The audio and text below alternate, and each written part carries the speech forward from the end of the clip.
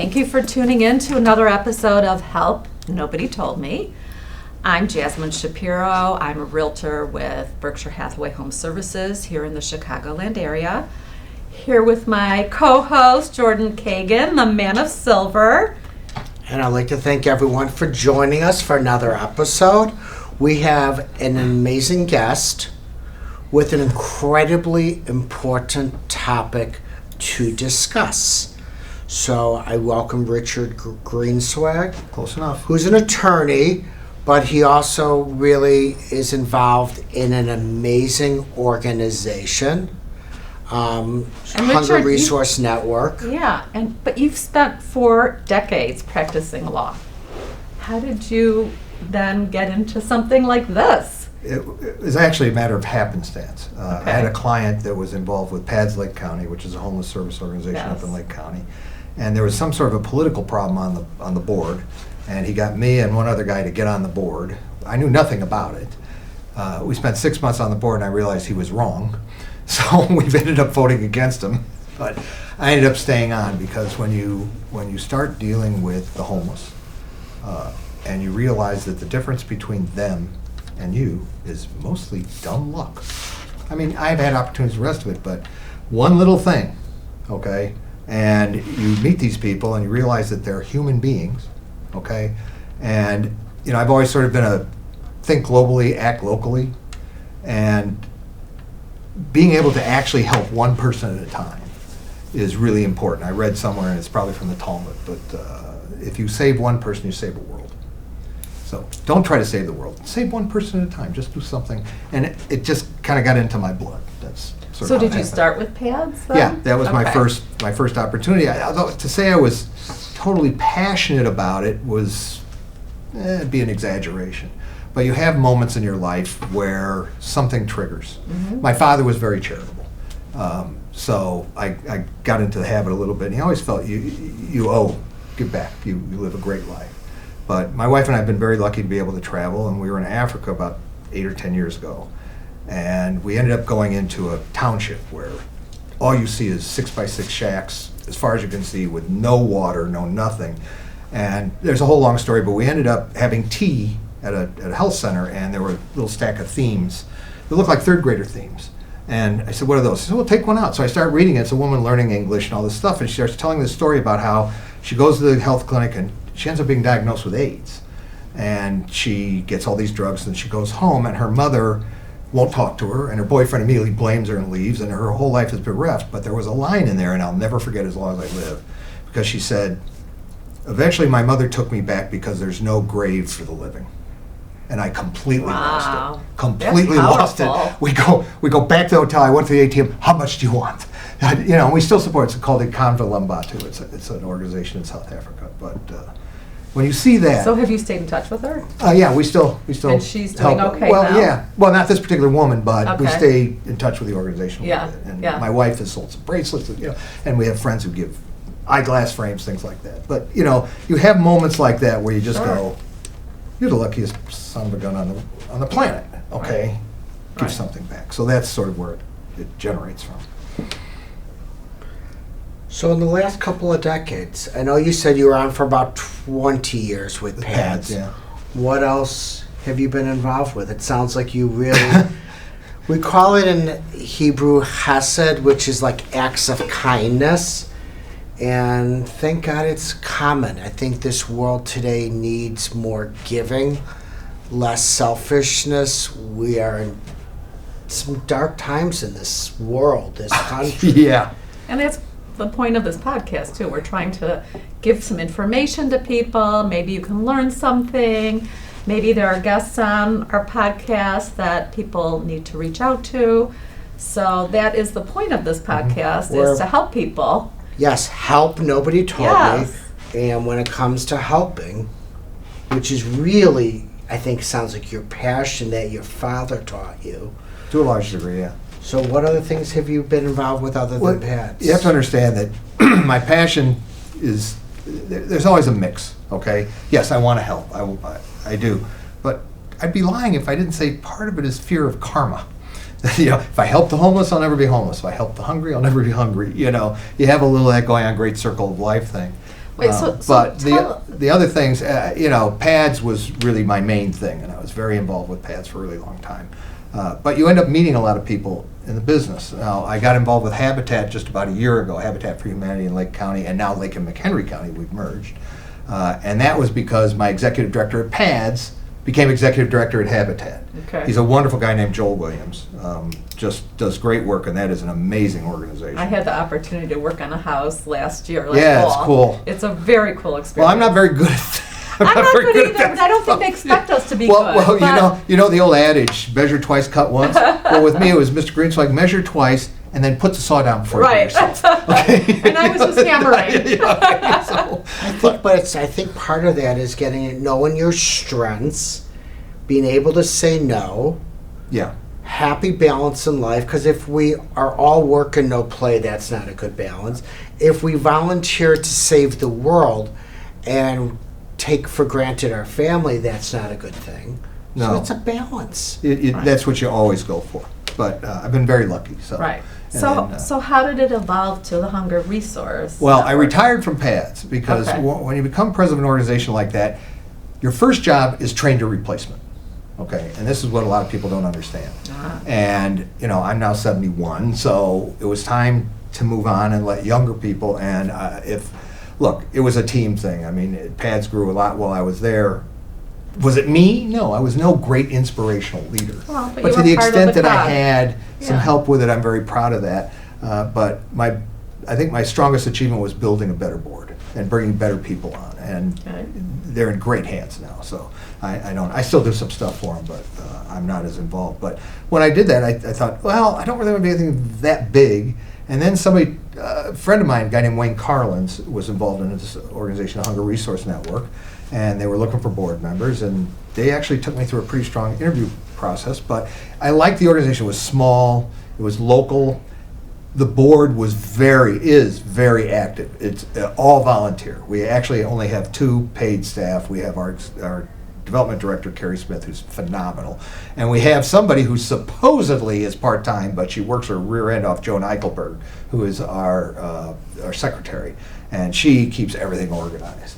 But I got to meet Dan Jeriopka, who is the grandfather of that organization, and just an absolutely remarkable man. And when I met him, he was very inspirational, so I thought, this is something I want to get involved in, and it's fun. It's a very nice group of people. The board is phenomenal. And You're we've saying been it's very lucky. local. It's Is very it- local. So is it a national organization? No. it is strictly local. Strictly local. Well, when I say local, there's 3 aspects to it. There's something called Food for Seniors, where we have people that, in conjunction with the North Shore YMCA, we go to senior centers and we help get them to food pantries so they can get their allotment and that sort of thing. That's a weekly thing. We have something called the Student PAC Program, which was the brainchild of a guy named Henry Feta, who is maybe the most charitable man I've ever met in my life. But basically, and this is what I don't think people understand, in Northbrook alone, there are 4,000 people at or under the poverty line. Mm-hmm. There are 400 kids on reduced or free lunch. Yeah. Okay, and the PAC program provides bags of groceries in conjunction with Sunset, who's been an amazing supporter, Sunset Foods. So this is here locally in the Chicago Right. and North Shore. That's pretty much all Northbrook centric. So we provide bags of grocery and then good groceries during the summer months, that sort of thing. But the big thing is, it used to be called Community Outreach Day. Somebody came up with a bright idea called the Poultry to Pantries Day. Oh. But twice a year so far, and we're trying to get to a third time, we distribute, it was originally 125,000 pounds of frozen chicken, but now we were up to 160,000, so 80 tons of frozen chicken to food pantries all over the metro area, as far south as Will County, DuPage County, McHenry, all around, all the food banks, and we have relationships with them, and we do this at Mr. Jerry Hopka's business location in Northbrook, because he's got a loading dock, and then we've got and it's really an amazing day where they line up, and we've got forklifts, and we do pallets of this frozen chicken. And is this donated? Yeah, well, we buy it. We buy it. Do We you, fundraise to buy it. Okay. So we have the Alright. luncheon, and we have another luncheon. Can you elaborate about the luncheon? The luncheon is something that started about 3 years ago, and we just thought we needed a good fundraiser. We had a gala that really wasn't working that well, and it was very complicated to put together, but the luncheon's a little bit easier. And we were very fortunate to get Nancy Roederer to be our first speaker, and she is remarkable. But it's now turned into a pretty good event, and we had Dave Zielinski 2 years ago, the pizza guy, and this year we had Brent Novoselsky, who helped us out a lot, a former football player.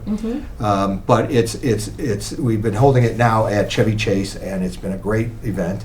And then we have another luncheon in Lake Forest. It's a fashion show. It's a much smaller deal, but we needed a presence up there.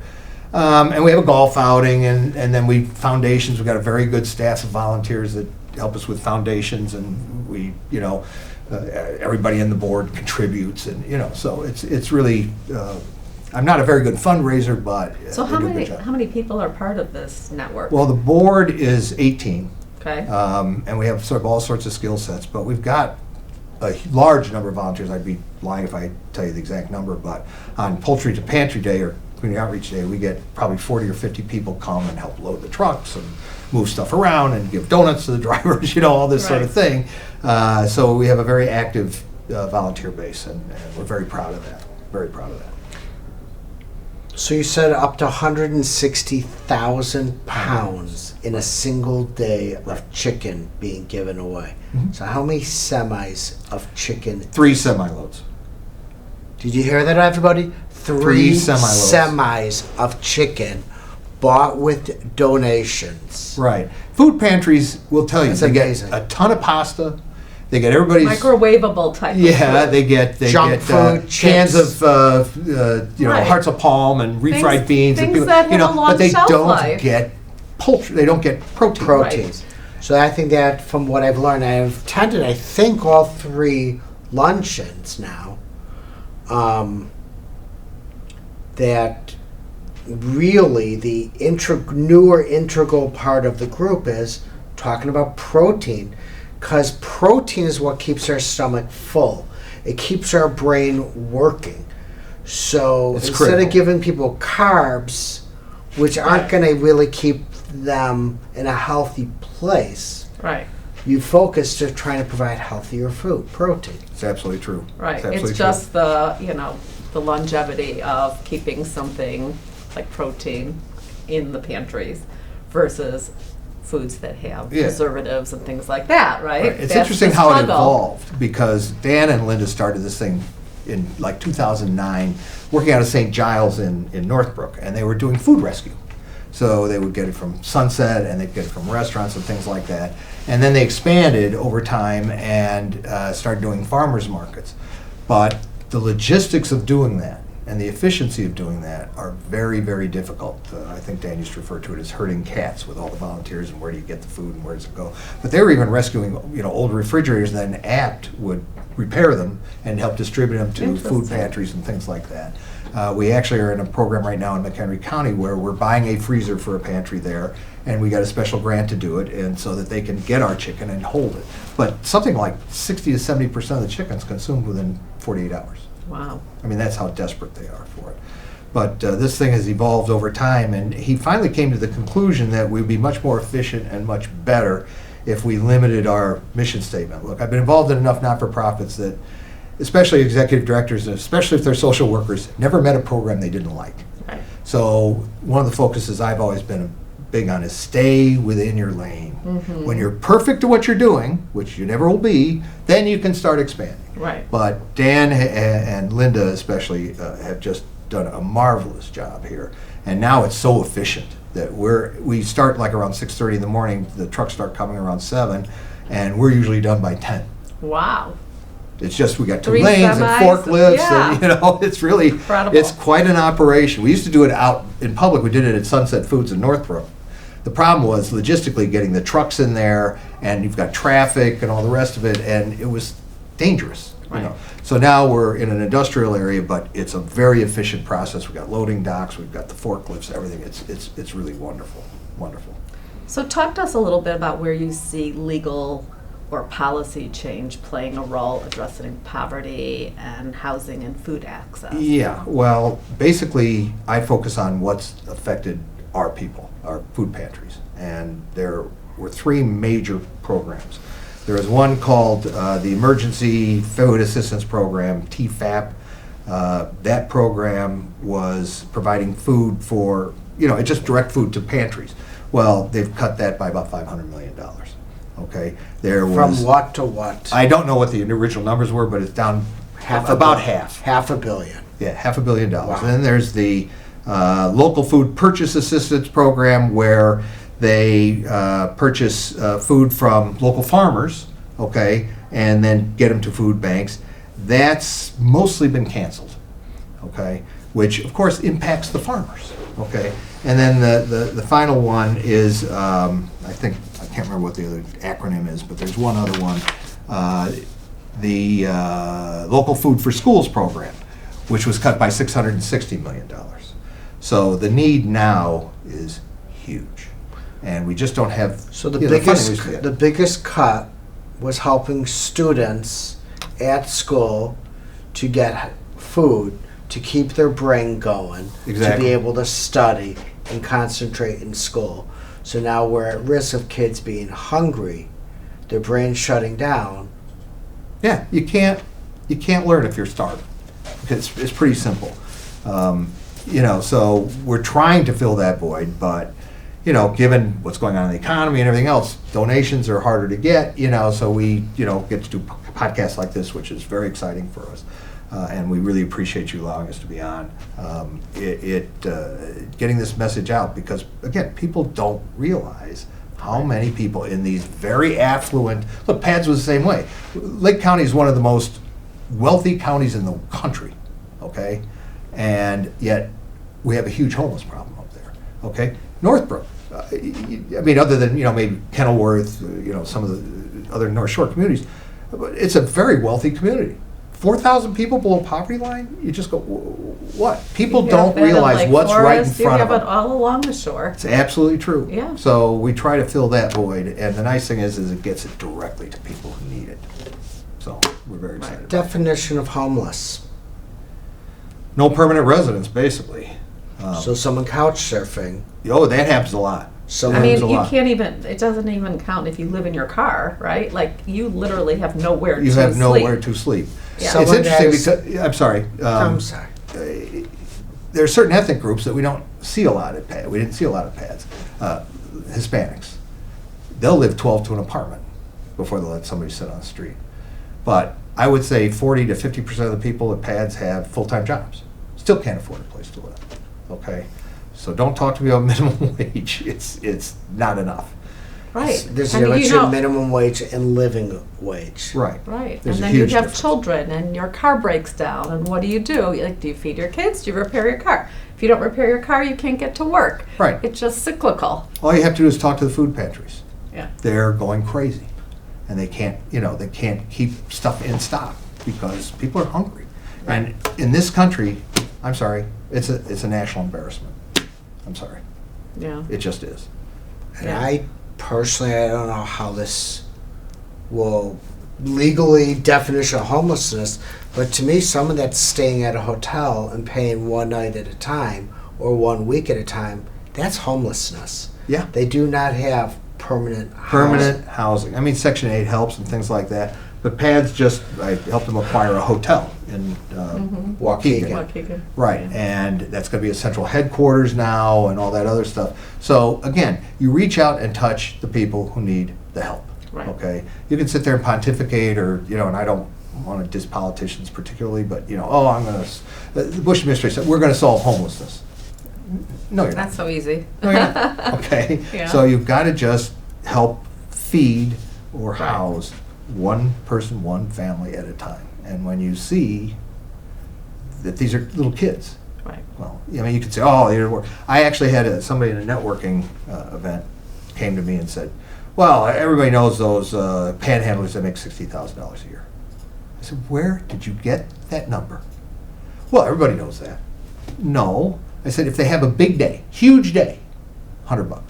Okay? You do that 365 days a year, that's $36,500. Nobody does it 365 days Right. a year. So, and no, they don't spend it on alcohol, they don't spend it on drugs, socks, they go to McDonald's, that's all they can afford.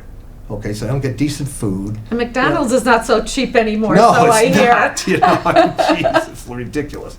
So, it's one of those things where the thing I love about this organization is just direct action and just absolutely helps people who need the help. And again, I can't say enough about Dan and Linda Jeriopka. It's absolutely their passion, and they have been working at this for decades. Right. And people like Henry Fetta, and we've got great people on the board. Everybody's really dedicated, and everybody brings a slightly different skill set.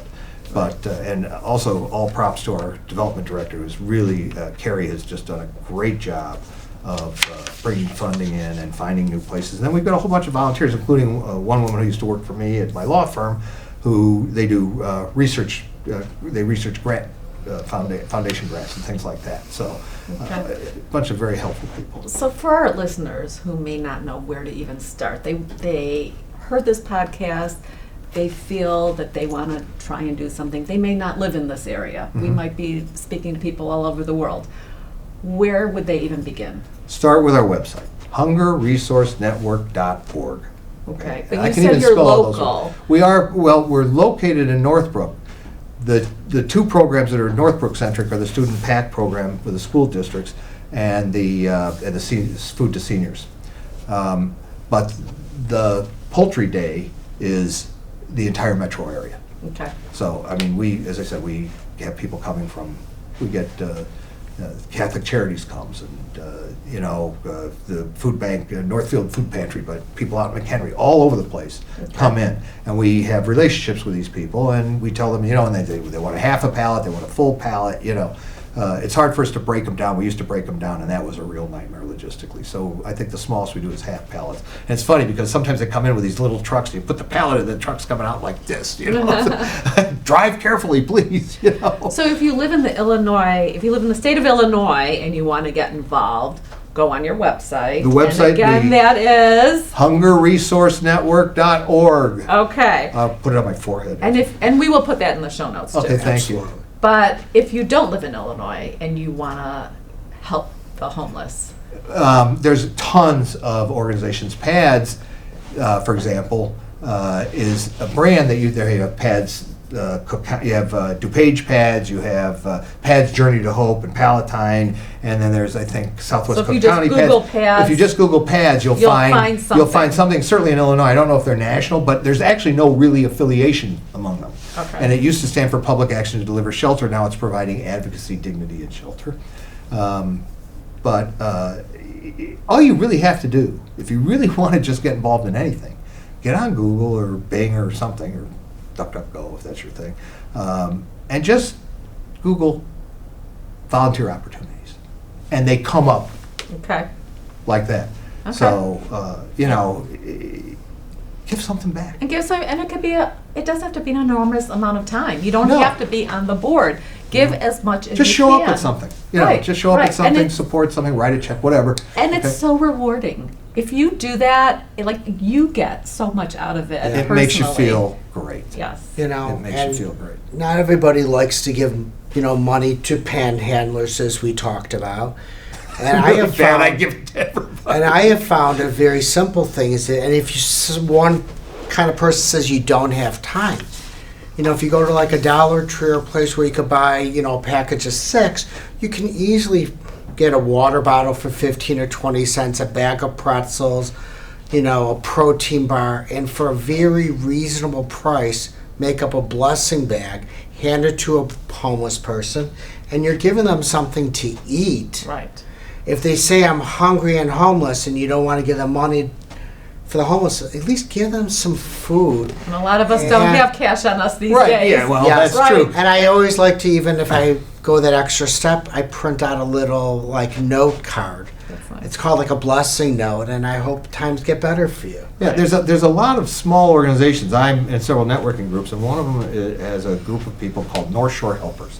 They just formed it. They got a 501c3, and what they do is they have little events and they gather money, and then they do exactly what you say. They put together bags. Okay, we do that for Student PAC. We'll sometimes do it. We'll go to Costco and get all kinds of products. Great idea. But they always hold a Christmas event down, in the city for homeless people, and they do really wonderful stuff. So there's a lot of little organizations like that. All you have to do is just hit Google. Okay, you'll find them. They're out there. So, Richard, what's next for you in your mission to serve? Retire. Retire. You know, I don't think you could just retire. No, It doesn't sound like that. It sounds like you are. I have it kind of structured with my firm, and eventually I'll get down to, just working part-time. But I like the volunteer stuff. I just, for me it's fun.